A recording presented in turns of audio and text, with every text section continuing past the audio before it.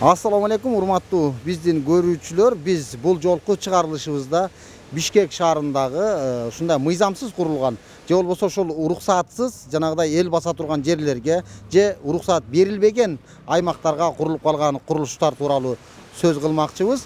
Бүгүнкү биздин ушул берүүбүздү баштаганда эле мына аркабызда турган парк деген кафе, тамактануучу жай. Ушул жер соттошуп да катышат бул жакта азыр.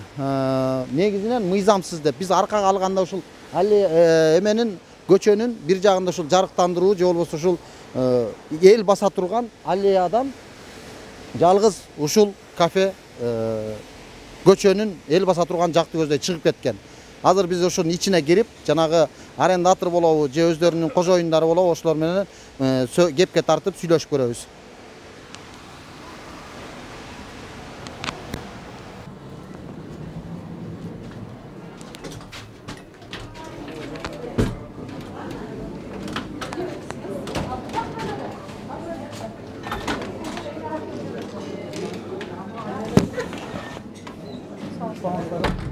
Администратор. Директор менен Нурлан ата.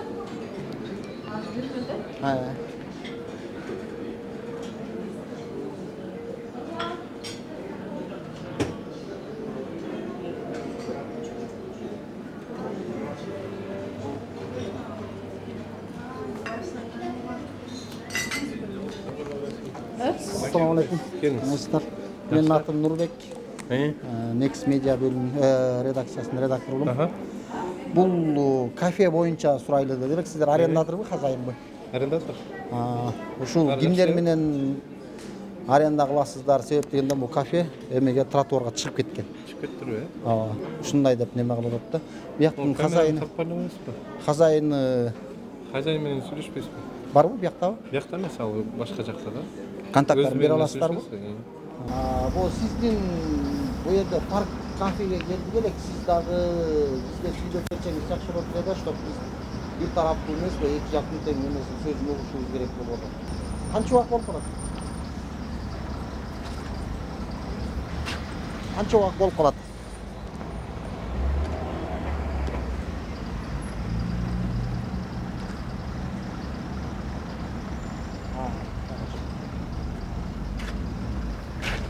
Хорошо,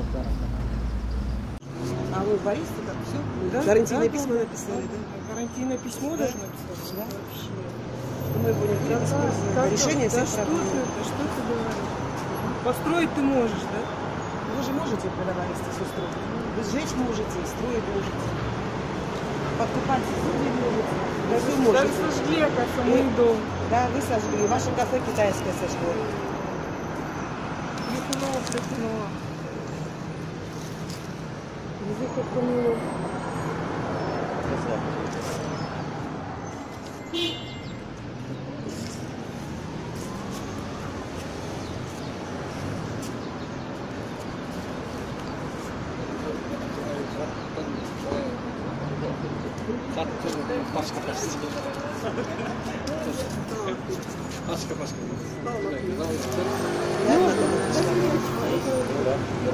Что ты стоишь? Скот! Ты меня как-то показывал, Ты мне студент, да? Он внимательно слушает. Смотри, он меня внимательно слушает. Он мне вот так вот фотографирует. Он даже говорит, что он представитель.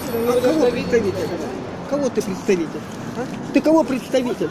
Ты кого представитель? Свидетели даже есть. Ой, ужас. Провоцируешь сама все скандалы. То есть ты писать можешь спокойно? Да. Ну ты же можешь, и я могу. Конечно. Когда я на тебя писала? Всегда? Когда? Суд разберется, насколько у вас законное строение. Насколько у вас законно? Как вы за красную линию вышли? Да. Гостехнадзор вот здесь все разберется. Да. Вот молодой человек. Я вас также снимаю. Да, конечно. О чем речь?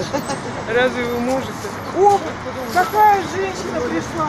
Артист, посмотри, кто пришел. Ну надо же, а кто пришел? А вот ее вообще прекрасно.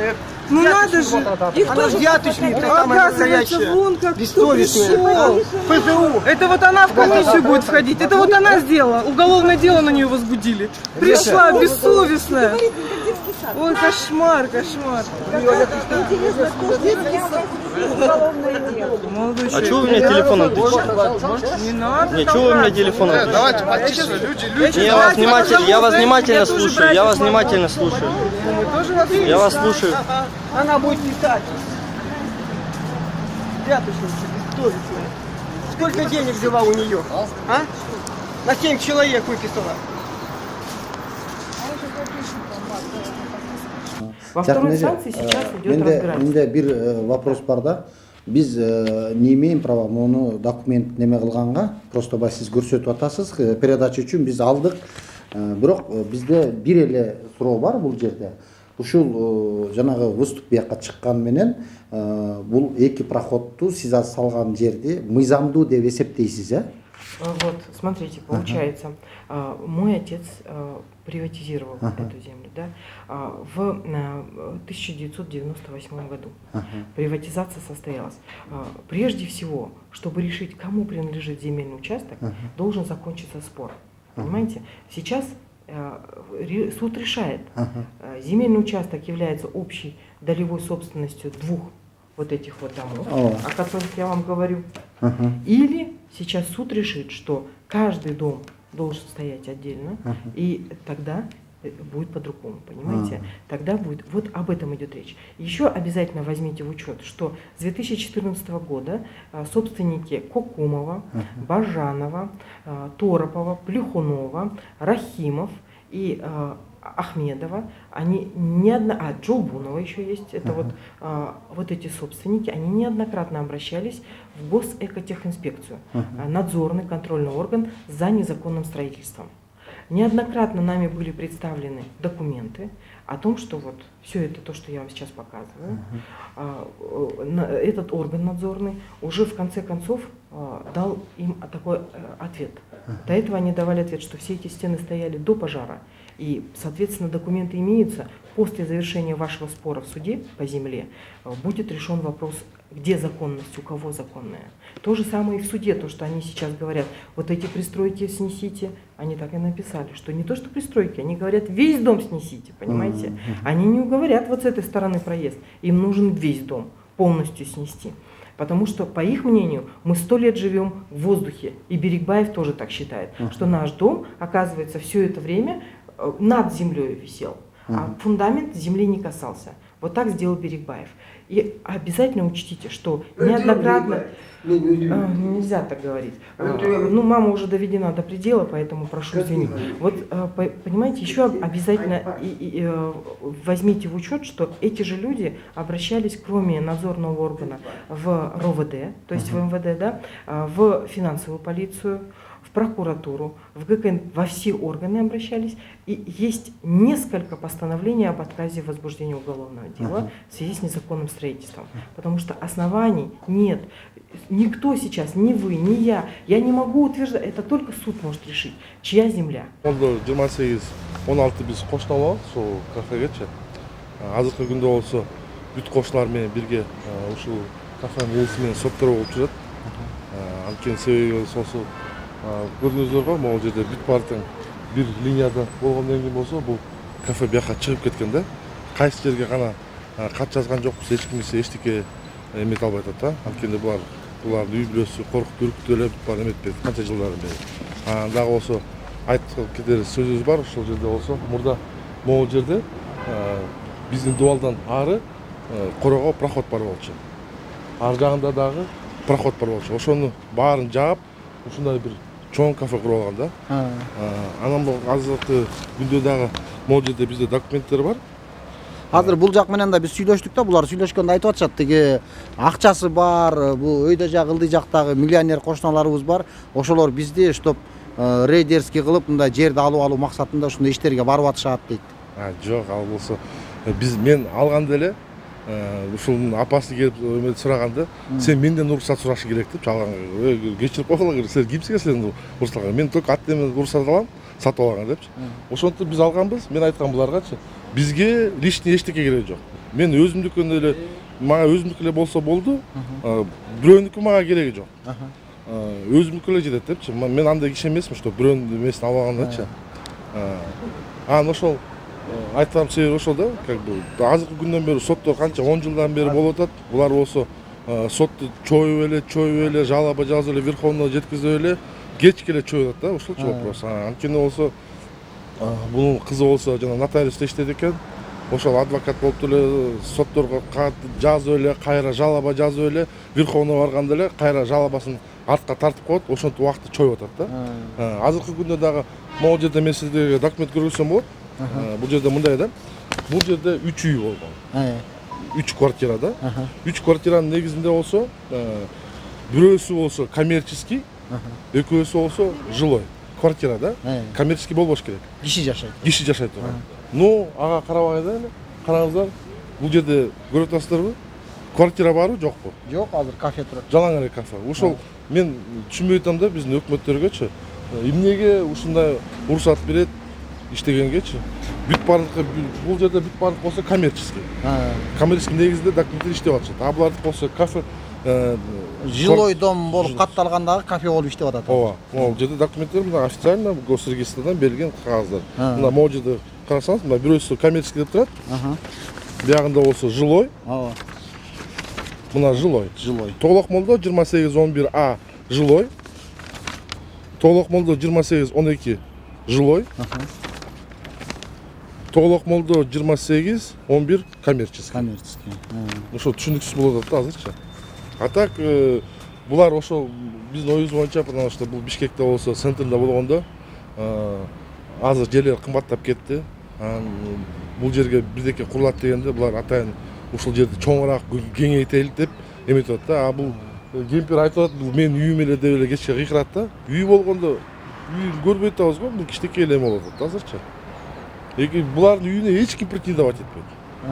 Даже кошуналар багырта корккондон эметпейт да буларчы. Биз болсо айла жоктон ошо силерге айтып коелу дегенбиз, биздин үнүбүз кичине жетсин депчи. Анткени болсо мындай эме болгон болбойт окшойт да. Беремей деп коет го жана орустардачы. Солнце светит всем одинаково дегендечи. Так что ошондон үчүн законда баарына бир болуш керек да. Туурабы? Мыйзамчы. Мыйзам баарыбызга бирдей болгондо. Ошондо сиздин оюңузча бул ашып калган выступ алыныш керек дагы, тиги эки жакка кеткен проход кошо алыныш керек, негизи ошондой да. Биздики, например, мына караңызчы. Могул, например, реклама турат го.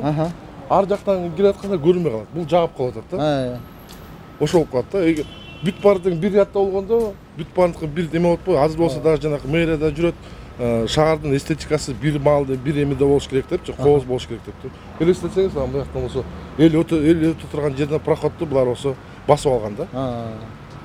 Азыр деле жанакы көрүп атасызбы, жанакы ак үйдө эме жерлеринде көрүп атпайсыз, заборлар чыгып кетти, аларды алып атат, туурабы? Мыйзам дегенде мыйзам баарын иштеш керек да, туурабы? Туура. Ошо биякта чөтө мыйзам иштебей атат да, ошо. Рахмат. Мынакей урматтуу туугандар, биз жана башында кеп кылып аткан ушул кафенин маңдайкы бөлүгү эл баса турган тротуарга чыгып кеткен.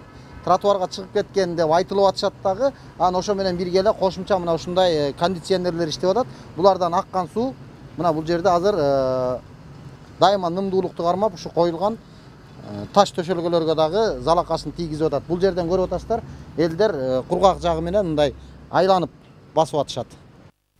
Moğol'un bekip aldı. Belki. Bu жаңа көчүп келди. Көчүп келди. Туугандар ошол жерде иштейт экен бир жерде. Анан кийин могу жерде ачык турган. Могу жер ачык. Үйгө эме эки үй деп. Анан кийин суу поднят болсун да. Бу жерден киши өтчү беле? Да. Жок, өтпөйт. Ар жагында да, бер жагында да. Для сквозняка. Бул стенадан ары мындай чоң проход бар болчу. Ооба, картада турат. Басылышкан, ооба да. Ошону айтсаңыз. Как стенадан? Бу жерде деген апа айтып атпайбы? Бу жерде мурун деген проход бар болчу. Бул жаңа келген. Бул жаңа келген. Бул проходду да билбейт. Бул эчтекени билбейт. Бул бир кишинин адамы экен. Бул эмени туугандары бир жерде иштейт экен. Кимдин тууганы? Ким? Дедеме, жездеси бир эмес экен. Бизге айтты, түндө келип айтты. Айтты да, анан кийин бул ким экенин, кандай экенин деп айтты баары. Бул соттун дичи эмес. Бир жерде соттошуп атсак, сотко келет обязательно. Бул, понимаешь, он, я не знаю, молодой такой, уже двойной жизнью живет, тройной жизнью живет, понимаешь? Там крутится, там крутится. Его цель, сказал, отобрать этот дом. А ты вот этого не хотел. Какой дом ваш? Вот это, ты тупорылый. Ты Вот пойми. көрдіңіздер ушундай Ты тупорылый, почему? Да, кичине ушу аяğı эмен кто? Сотқа барады, сотқа барады. Любой бизнес сотқа. возрастына караштуу эметебизде Понимаешь? урушпайбыз эметкенгечи көп сүйлөбөйбүз анткени болсо булар болсо бизди тиги туугандар муугандар деп жалган баарын айтып атат да. Вот сурап көрсөңүз бетинен могул жерде проход бар беле жок беле депчи. Жоқ, проход жоқ бұл жерде. Документтерди көрдүңүзчү? Жок, документте картада бар экен бу жерде. Бары бар. Мен туылған үй, кішкентай үйімде мұғарыққа чомылчубуз, понимаешь? Могул жер казарма болчу, могул жер казарма балам, казарма. Бул жердин бары да, могул жер бар, өкмөттүн үйү болчу, бары. Понимаешь, это государство строило. Потом бул кайдан алганын, кандай эметкен, буларды кууп жиберебиз. Вот это мы сделаем. Ты сделаешь меня, в котором я родилась. Дом, в котором я родилась. Вот мое помещение, да? Ага, это не дом Вот твой, все, это помещение. это мое помещение, да. Твое. Ты Все, ее купил мы для как того, бы, чтобы нам вот что сделать. у нас вот так по линии подчерчено, биздики, нам лишнего ничего не нужно. Ой, блин. Негизинде да, даже документтер, соттолгон документтер барго, ошону көрсөңүздөр болот да, ошолчу как бы бизге эчкенде мунун эмесинде ою жок да. Бул азыр как бы сүйлөп аткан сөздөрдү документально сүйлөсөк болот да. Азыр да көрүп атпайсың, мына биякта чыгып алган, эмнеге апа чыгып алгансыз бияка? Ошону айтыңызчы. Кайда чыгып алдың? Мына могу тротуардан бияка. Сенин эмне жумушуң бар онда? Көрдүңүзбү? Жоқ, бұл эмне жумуш бар десең. Сурасаңыз эме депчи жанагы. Эмне жумуш бар? Эй, могул деп проход, мынакей. Чындыкты айтканда. Мына, балам, мына, могуну чыгып алды. Мына көрдүңүзбү? Бияка чыгып алды. Это второй этаж поставил. Второй этаж. Хорошо. Второй этаж. Ни у кого нету. Он поставил второй этаж. Тебе всем говорит, нельзя второй этаж ставить. Нельзя. Ломай. Рахмат. Ломай. Рахмат. Тупорылый.